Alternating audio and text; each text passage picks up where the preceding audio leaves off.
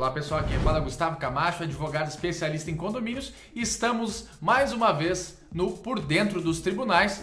Hoje nós vamos falar sobre uma decisão que repercutiu de maneira absoluta em todos os grupos de WhatsApp, mídias especializadas voltadas ao mercado de condomínio, que foi o seguinte: uma decisão da cidade de São Paulo, em que o magistrado disse o seguinte: cabe ao síndico suportar eventuais críticas e fiscalizações. E essa decisão, ela foi veiculada como se fosse uma verdade absoluta nas matérias, nos feeds de notícia de WhatsApp, nos feeds de notícia de Facebook e também lá no Instagram.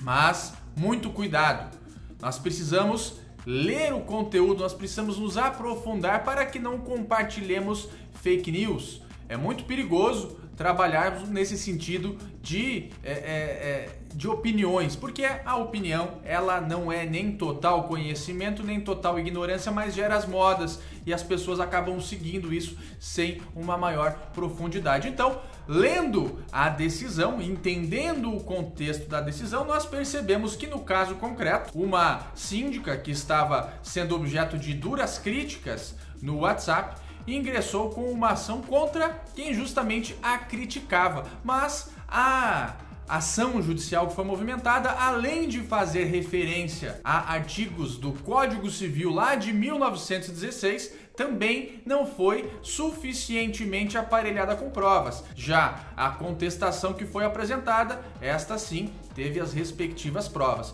E vale salientar que o judiciário é judiciário, ele não faz justiça. O juiz é obrigado a dar uma sentença e não a fazer justiça. Muitas das vezes o judiciário ratifica injustiças, mas também ratifica justiças. Para que a gente tenha uma sentença justa, é importante que os ônus processuais sejam todos distribuídos de maneira oportuna. Artigo 373, inciso 1 e inciso 2 lá do Código de Processo Civil. Ou seja, o autor precisa fazer fatos que constituam o seu direito e o réu precisa comprovar elementos que desconstituam ou modifiquem o direito do autor. Na hipótese específica, a autora não trouxe provas, sequer houve audiência de instrução e julgamento, não teve testemunhas. Meramente foi juntado um print de WhatsApp com supostas acusações, mas sem ofensas específicas. Então, pessoal, o ponto central de análise é o seguinte: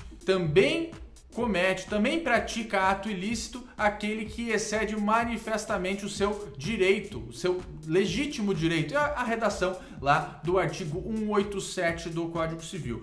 É possível que nós façamos críticas, afinal de contas, temos o nosso direito de expressão, mas essas críticas não podem ofender a honra, não podem ofender a dignidade de quem as recebe. Caso contrário, praticamos sim ato ilícito passível de indenização. Por exemplo, se dissermos que o nosso síndico do condomínio está roubando, isso é uma irregularidade. Nós estamos, nesse momento, praticando um ato ilícito passível de indenização e, além do mais, passível de procedimento criminal. Afinal de contas, estamos imputando um fato criminoso a um terceiro, uma outra pessoa, no caso, o síndico. Então, todos aqueles que cometem ato ilícito estão, de fato, sujeitos a indenizações, no caso, indenização por dano moral. É importante também salientar que aquele que ocupa a função de síndico, logicamente, ocupa um encargo, uma carga.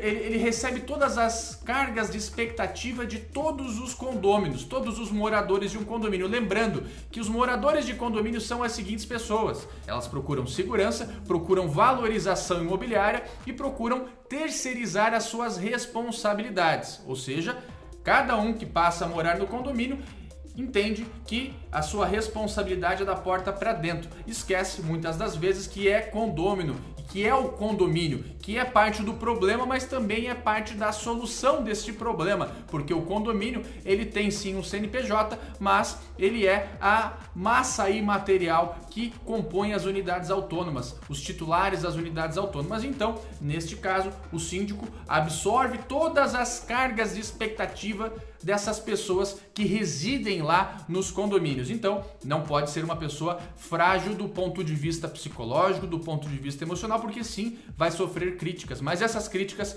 têm que ser moduladas. não pode ofender a sua dignidade, a sua honra objetiva, a sua honra subjetiva, porque sim, comete ato ilícito aquele que excede manifestamente o limite do razoável. Artigo 187 do Código Civil, o que nos leva ao artigo 186 e 927 do Código Civil, que é justamente os elementos da responsabilidade civil: o dano, o nexo de causalidade e a culpa decorrente de negligência, imprudência ou imperícia. Pessoal, o nosso tempo está chegando ao fim. Eu agradeço a oportunidade de estar aqui no Por Dentro dos Tribunais e um abraço para você que me assistiu.